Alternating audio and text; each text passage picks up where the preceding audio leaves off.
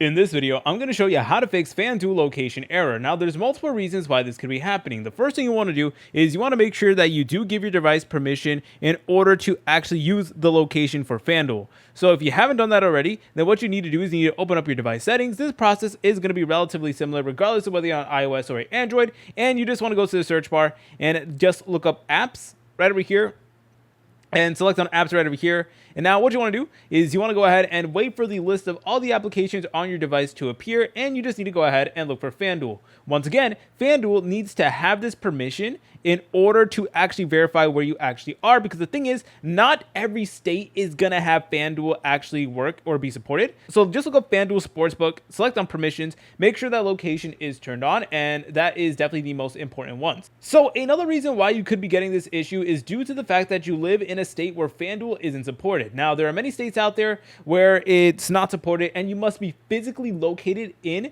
the state where sports betting is legal. Even if your account is registered elsewhere, your current location still matters. So if you're on vacation, for example, that could still play a factor as well. That is incredibly important. Also, if you're using something like Wi-Fi, if you're using like a VPN or a proxy, you need to turn that off. I recommend turning that off so that you're able to get the most optimal results.